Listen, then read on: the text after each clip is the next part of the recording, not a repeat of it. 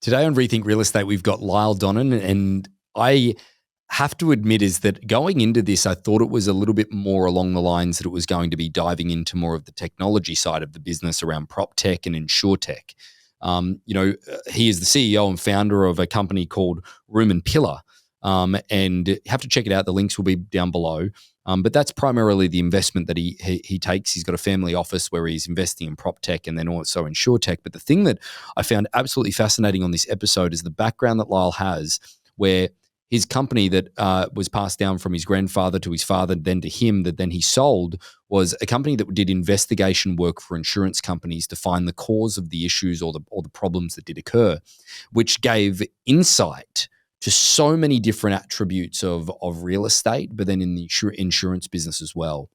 We talk about the parallels in the insurance business and also the real estate business. And I think that there's certainly some other attributes here. We talk a little bit about AI. We talk a little bit about PropTech and InsurTech and stuff coming down the pipeline for the future. We talk about technology possibly taking over the real estate world, all of these different things. Again, a very wide-ranging conversation. And I definitely hope that that you listen in because it definitely was intriguing for sure.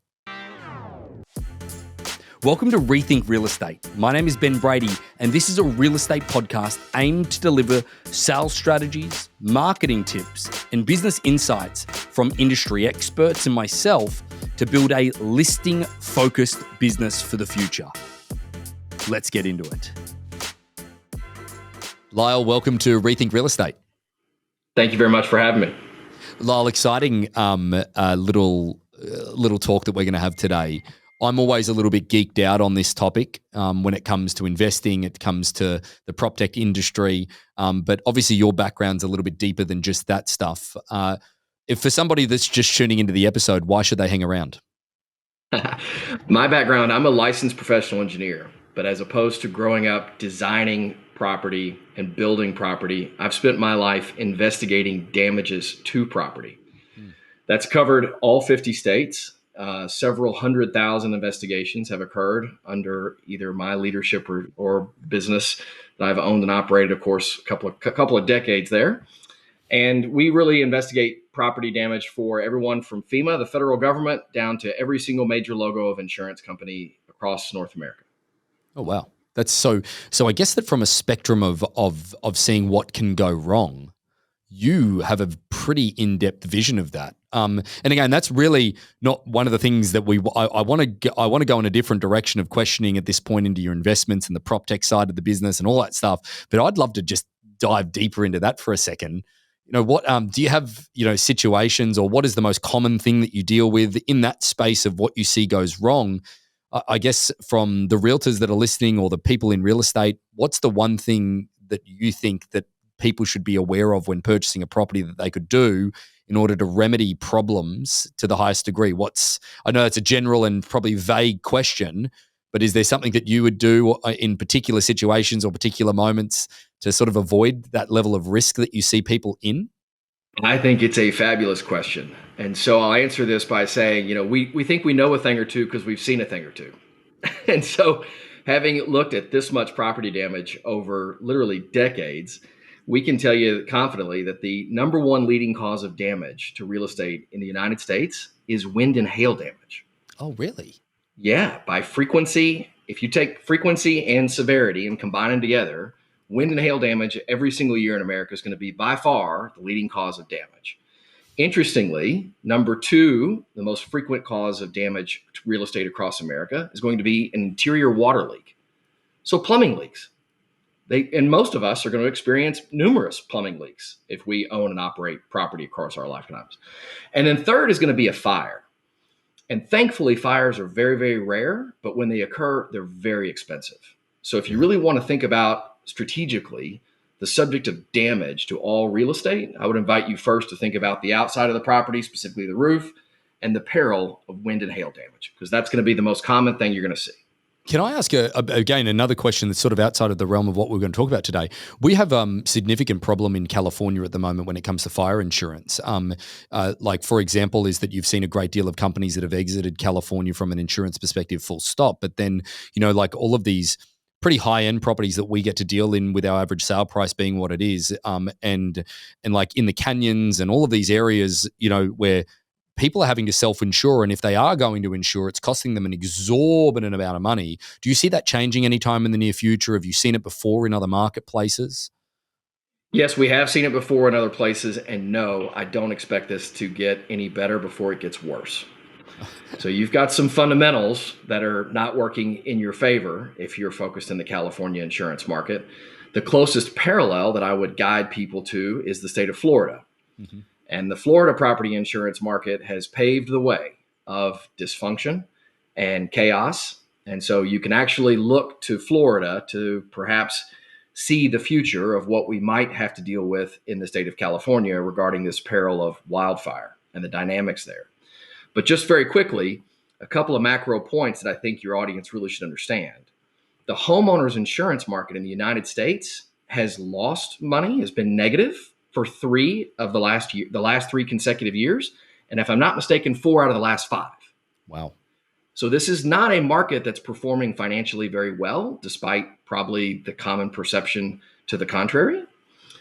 And in California specifically, you've got a real friction between those that supply homeowners insurance to the market, and they're trying to cover that risk mathematically as best they can, against the regulatory environment that is saying, hey, you're not allowed to raise rates. We're not going to let you increase the cost of insurance in the state of California.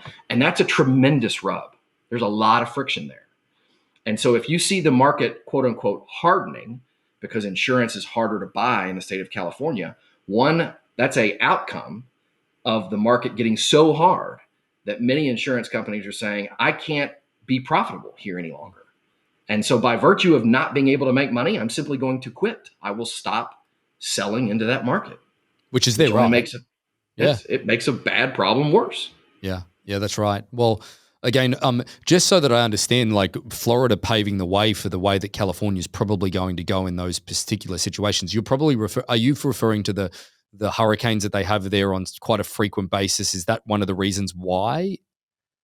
That is one of the reasons why, but I would argue that the hurricanes by themselves is a really incomplete and it's frankly too simple. It's too easy to blame the storms in in Florida on the reason why the Florida market is the way it is. There's plenty of other factors going on there, including the regulatory environment from the Department of Insurance and also the way the laws are in place around how property is restored after a damaging event in Florida. Making matters worse in Florida, it happens to be the number one litigious market in the United States around property insurance claims. Florida is, in addition to that, to make it even a worse place to consider all their strategic problems. I haven't looked this up recently, but I have pretty high level of degree of concern or certainty that it's the number one ranking state of fraud of all property insurance claims in the United States. So Florida has a lot of deep-rooted problems that it has to overcome to sort of rectify this. But you can certainly foreshadow what's happening in California when you look at Florida. The largest insurance company in the state of Florida is the state itself. It's Citizens Insurance Company, which is the insurer of last resort, meaning if you can't get insurance anywhere else and you still have to have insurance, the state will insure you. Wow. That is not a sign of a good insurance market. It's so funny. Like, again, I know that we're probably deep down a rabbit hole that we weren't going to jump into, but the question that I would have for you is that what is the more profitable state when it comes to, insurance? What is there a state that's known to be quite easy or not, or an area?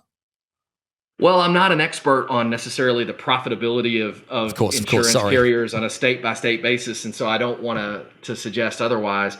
I would just say that you've got to be able to underwrite the risks based on both what has happened in the past as well as what you predict will happen in the future. Got it. And those climate models, those models are always changing and being updated. So first, we have to be able to use the most modern and best technology at our disposal to understand the true risk of a property in a specific area. And then you've got to be able to charge for that. You have to have the regulatory environment that allows you to say, this is what the true risk of this asset is. This is the fair pricing for that in a competitive market, so that these insurance companies are competing against each other to earn the right for that customer's business. In Yeah. some states, that works really, really well. And in other states, there's a lot of friction. It's amazing, like all of the people that are moving to Florida and then moving to Texas and moving to certain areas, it's funny how that probably isn't factored into the decision that they're making. It's more so the lifestyle or the tax-free elements of where they move to. Like, the Texas side of things, you're paying more property tax. Florida, you're going to pay more in insurance. If you come to California, obviously the insurance side of things as well. And I'm sure that there's other nuances in other areas as well, but it's finding that sweet spot for people. But whilst you've given us a great insight to all of that stuff, I think that just segues over pretty beautifully actually into your investment side of your business that you're running and the company that you've got at the moment, Room and Pillar, and some of the stuff that you're looking at in the prop tech, and I'm going to get this wrong, InsurTech, is that is that right? No, you said it correct. Yes. Beautiful. That's great. So I'd love to go further into, first of all, just understanding a little bit more about Room and Pillar and what you're doing with that. Yeah, so from the year 2000 to the year 2021, I owned and operated. It was actually my grandfather's business before it was my father's, and then became mine Cool. early on in the 2000s. And I was very fortunate to grow that organization across the United States. And there were three primary businesses we operated. It was forensic engineering, and in the subject of forensic engineering, it's civil, structural, mechanical, electrical, geotechnical, and roof consulting. So really every part of a home or every part of a structure. And then we had a fire investigation business. So a whole business dedicated to understanding the origin and causation of fire to property. And then the third business that we operated was actually a really interesting laboratory. And we would receive evidence that was the causation of property damage from all across the United States. And then we were asked to investigate that evidence and determine, why did this thing fail and then cause property damage? And an example of evidence, the most common loss we were investigating were water losses. And so this is the supply plumbing, the plumbing inside your home or your property that delivers hot and cold water around the structure. And then the hoses that connect your plumbing to whatever is on the other end of that hose. And then the product or appliance itself, something like a dishwasher or a water heater or some other appliance that we use every day and probably take for granted until it misbehaves. And so that's the background that I come from. And having done hundreds of thousands of these investigations for the entire property insurance market, again, you really start to understand the trends and behaviors around how property fails. Yeah. I sold that organization at the end of 2021. And after staying on for a period of time to transition it, I then began to build this business called Room and Pillar, which is now my family office, through which I make investments, as you said, in InsurTech and PropTech.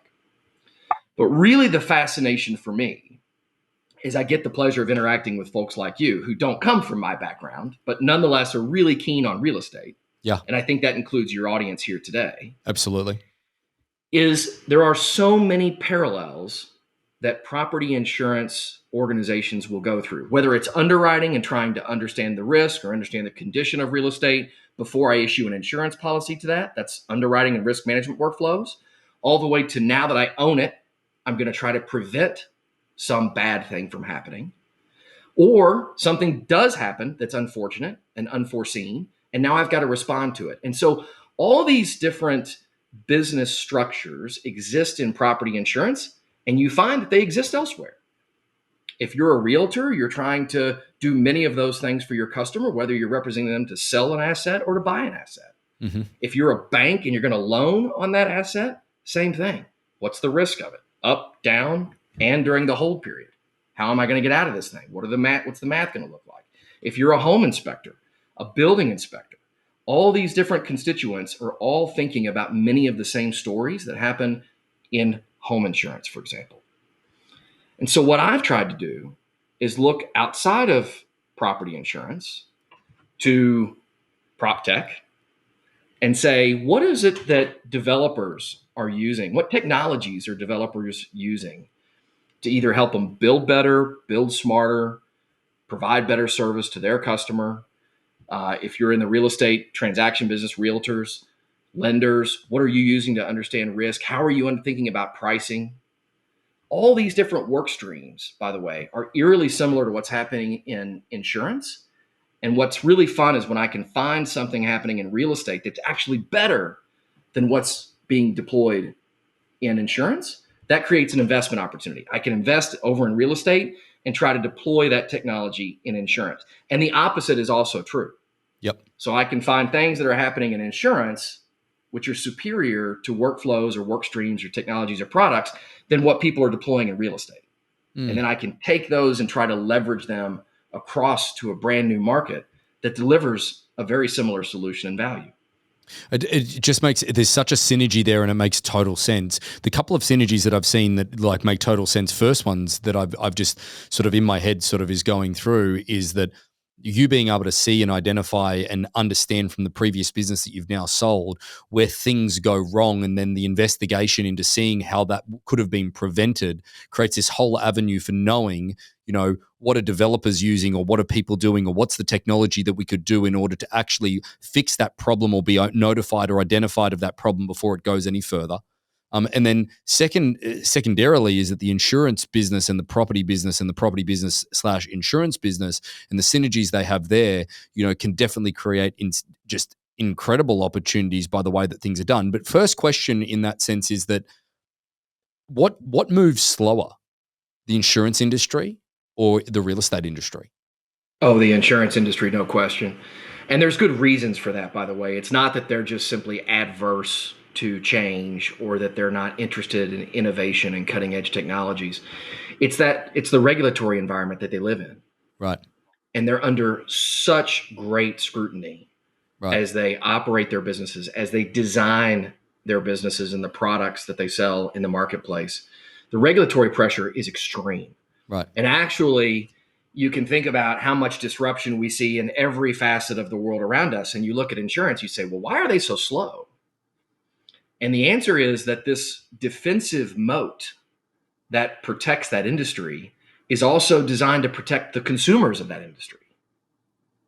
And so you really don't want the property insurance industry at large acting like a bunch of tech renegades and adopting the latest and greatest whatever they can find to deliver whatever solution to this or that problem. I mean, that would be inherently chaotic and cause probably all sorts of unintended consequences, which we do not celebrate. So the fact that they move slow is not only defensive, but probably an asset to the consumer. Right. It kind of reminds me a little bit of the mortgage industry, you know, from the regulatory restrictions that are in play with that.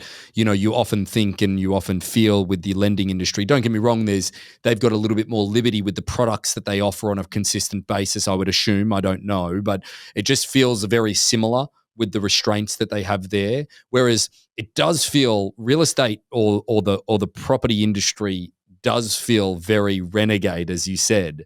It does feel looser. It feels like there's more flexibility in that. And that probably sends me to the next thing is that what are you seeing as the trends from a technology perspective? What are people moving towards in the real estate space at the moment that you're seeing or that you're investing in at the moment? What are some of the things that you see as the future? Because, you know, AI has a lot of hype around it. And you know, I'd love you to give me your opinion of AI at this point.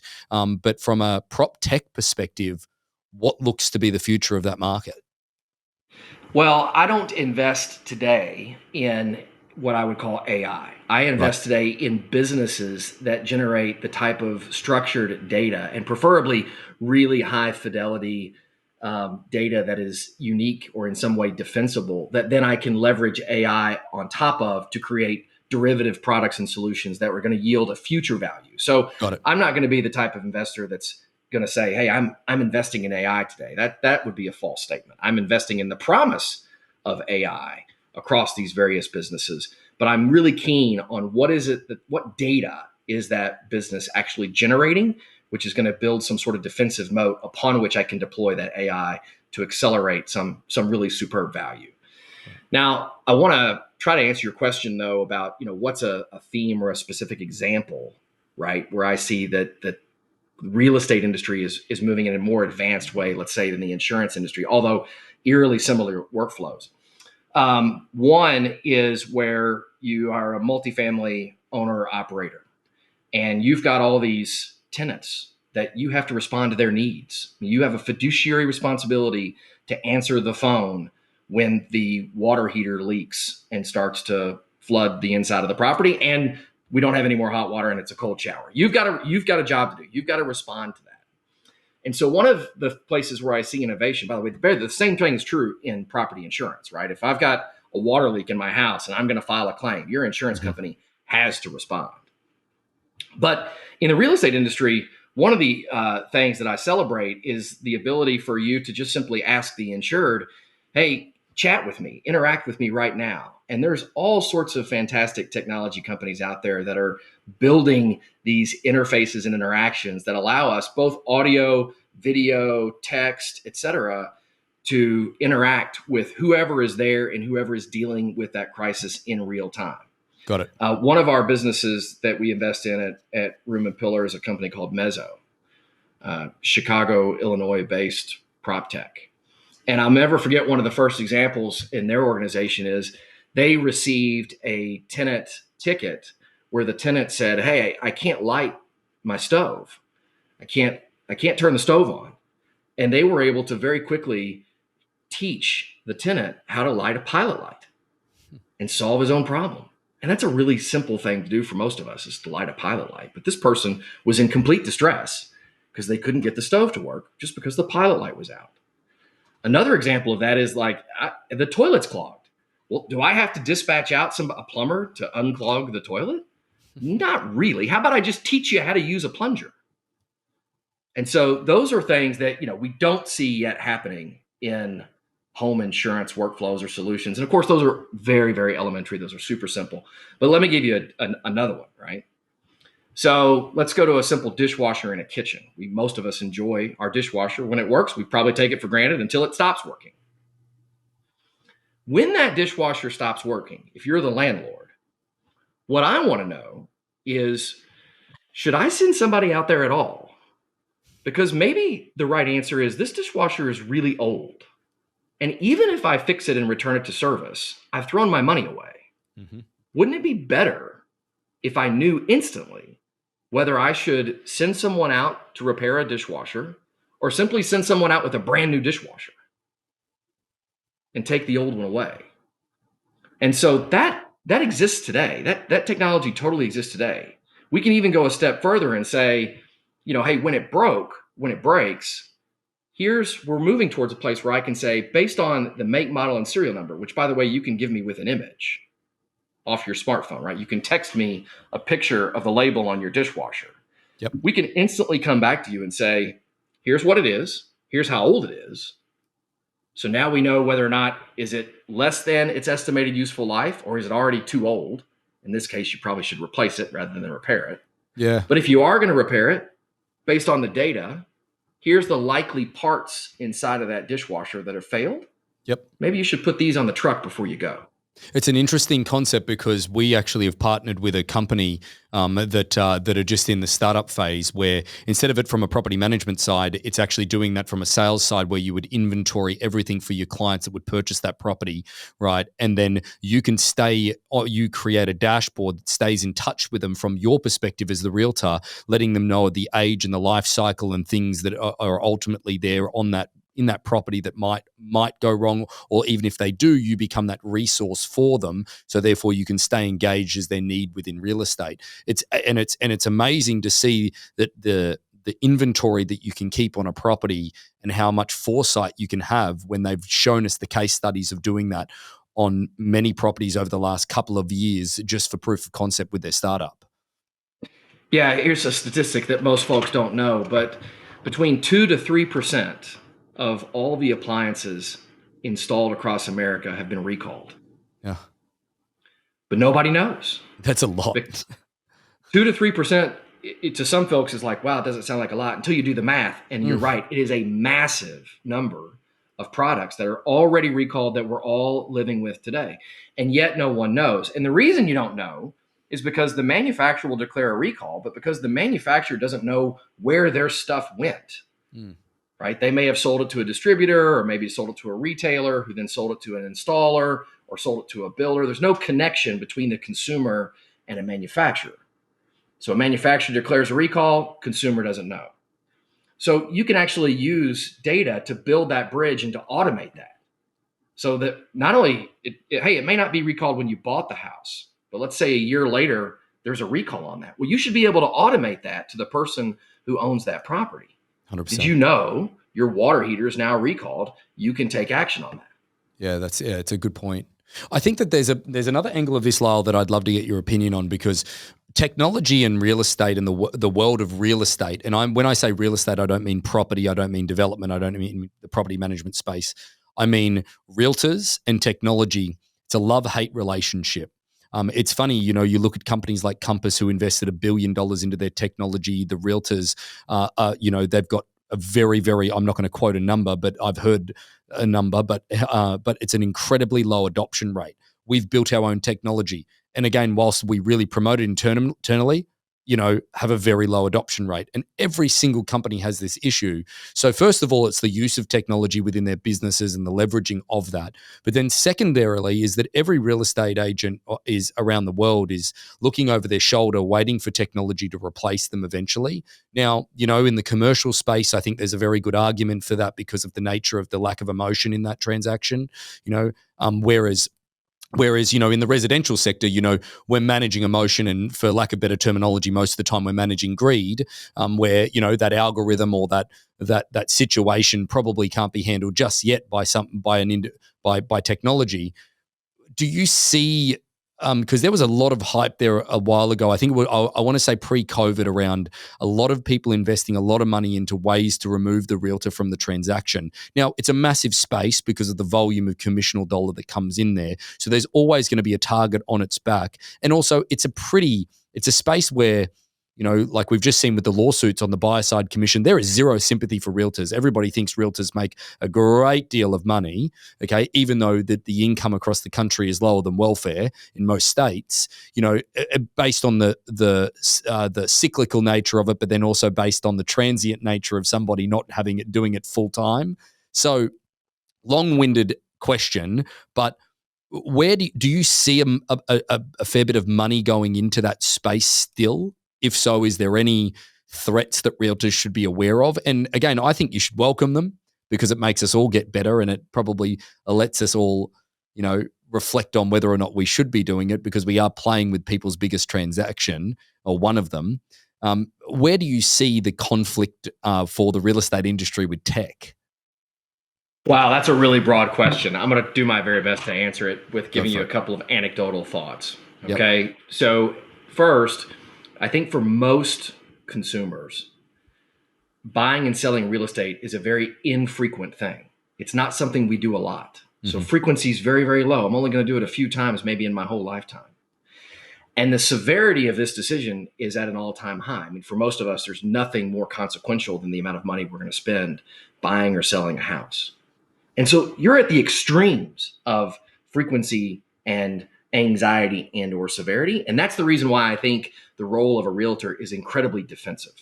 I mean, that's an essential place where I think a person going through something like that, which arguably could be traumatizing to some folks, you need that expert guidance that only another human, a well-intentioned, well-educated human can provide. So I'm actually probably more optimistic than others that technology is not going to eliminate or take out this role, which I believe is very vital, called the real estate professional involved for both buyers and sellers. So I'm bullish, number one, for those particular individuals, for those professionals. The other thing that I would say, though, is I can't tell you how much money is moving relative to pre-COVID. That's not something that I have visibility into, and I'm not going to foreshadow that. But if you think about the adoption and what's going to force adoption or drive adoption, I think it's going to come from one of two different places. One is convenience. It's going to make my job easier. It's going to make me better. I'm going to be able to close more transactions faster, cheaper, et cetera. And so therefore, I'm going to instinctively want to adopt this technology. The other is going to be a regulatory threat or pressure, where something's going to happen, and that something is probably not favorable for those it happens to. Mm-hmm. And then the regulatory environment's going to look in and say, the past behavior is no longer tolerable, and we're going to go about this a different way. Mm. And as I talk to folks, both professional realtors, commercial and residential, one of my favorite places to poke, and I mean that playfully. I'm not trying to cause an argument, is around the appraisal. And how can we be certain that this is the price of this particular piece of real estate, this house, this building? And when I talk to property appraisers, whether they are commercial or residential appraisers, I talk to realtors. Tell me about how you get to price. Like, how did you do this? And there's lots of common themes, right, around comparables and trends in the market and supply in the market, demand, et cetera. These are things that tend to be common threads that I hear when I ask about, well, tell me about how did you find out the value, cost per square foot, et cetera, renovations, so on and so forth. And I'm like, yeah, but what's the condition of the roof? And what can you tell me about the age of those appliances? What can you tell me actually about the age of this electrical system and how that means the probable circuit breaker in the home and the safety of that circuit breaker? Has anybody thought to consider that in the appraisal, the valuation of this house? And the answer is typically I get, no, that's not how we think about price. And we'll work all that out once buyers and sellers have agreed, and then we'll go through some negotiation downstream. And I think that as time goes on, I predict that becomes less defensible. Mm. I really do. I think that we're going to have to get much more precise in how the attributes that we use to calculate value. Yeah. There's a huge difference between a 20-year roof and a 5-year roof. And that should be considered in the value of the asset. Construction material. There's so many different things in play. Lyle, it's funny that you say that, is because you and I don't have a great deal of background on each other. We get introduced and you come onto the podcast because I really like the understanding of what you're building. And one of the things that, it's funny how you come to a parallel with somebody when you sort of understand the background, is that, in Australia, New Zealand, and all of these other countries where we operate our business, is that, price isn't such a big thing in the marketplace as what it is in North America. We brought a non-distressed auction model to North America because I think one of the biggest fundamental problems when it comes to real estate in general in North America is that the agent's opinion of value influences then the seller's opinion of value, which ultimately is all influenced by the fact that most of those realtors are essentially interviewing for a job, but that if they told them the real value of their property, then they wouldn't get that job. And then secondarily to that is that then it's all influenced by then a buyer, okay, who's put under maybe false pretenses in order to purchase that property. And then all of that hinges off the factor of an individual that looks at comparables. And some could say it's a more educated individual than a realtor, but I've seen the reports of those appraisals. They do nothing different, and they really don't have any other information than any of the realtors in the factor. And that property then either goes forward at a particular price point based on the opinion of that one individual, all of which, by the way, there's only one in the equation that is willing to write a check for that amount of money, which is the buyer. And it's amazing that the lack of consequence on the opinions of value when nobody's willing to write a check for that amount of money. It just blows my mind. And that's why, the auction process, from a barrier to entry for us, for people to be able to find out what their home is worth in today's market by creating a negotiation up with no ceiling, so then you can find the high water mark of the market itself, is something that's very important to us in our organization. But it's just the other parts that I hadn't even considered outside of just the opinions are build quality, roof, age of individual things. It just doesn't go into the factor, and it's not looked at enough. Like there's like an appraisal takes 10 minutes for them to measure the home. It's amazing, isn't it? It is. And so going back to the parallels between real estate and property insurance, why is it that your property insurance company probably knows vastly more about the true risk of that asset, that building sitting on that parcel, than the people who are negotiating to buy or sell it? And by the way, their visibility into that risk, they procured that knowledge for shockingly low spend. They didn't spend thousands of dollars trying to understand what's the condition of the roof. What's the likelihood that that roof is already hail damaged, or that it's been hit with several storms over the last 10 years when that roof was put on, and the next storm may very well do it in? And there are insurance companies today that have that information within seconds. And yet people buying and selling the asset itself couldn't possibly tell you that information. No, it's a really remarkable and strong point. I really enjoy the foresight that you have over both industries. I love the idea of you having the experience of knowing what's gone wrong as well. I think that leads to it as well. But as we sort of draw to a conclusion, is that I was sort of wanted to sort of move back around and circle back to yourself. At the end of the day, you've got to be abreast a great deal of information in order to see opportunities both in real estate and the insurance world, the regulatory spaces as well. Where do you go to find your information, whether it be podcasts, whether it be newsletters, whether it be certain things? Like if somebody wanted to be as well informed as what you are, Lyle, where do they go?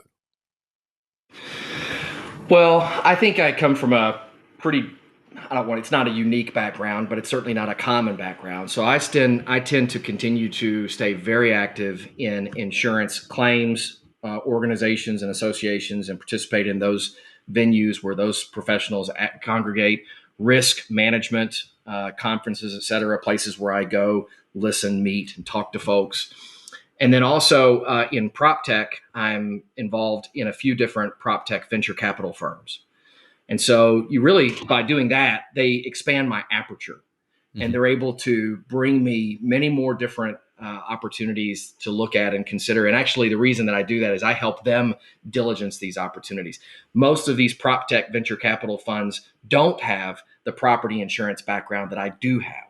So I'm able to bring them a perspective and a view very different than their own. And in turn, they can educate me, or they can teach me about why they find this particular investment so appealing, or the opposite of that, something they're going to walk away from. But your question makes me want to respond in a slightly different way, because I have a playful thought around where do I go to find sort of this fun inspiration. And I have a daughter who's a sophomore in her undergrad year at business school at Babson University in Boston, Massachusetts. And one of my favorite things to do is to buy dinner for her and her friends. And I ask them these questions. And by the way, I ask them tough questions without expecting that they're going to do anything other than tell me what's on their mind. But talking to someone who's 19 or 20 years old is a really fun way to playfully think about, what are these folks going to do in the world that I live in 5 to 10 years from now? Because they're coming whether I want them to come or not.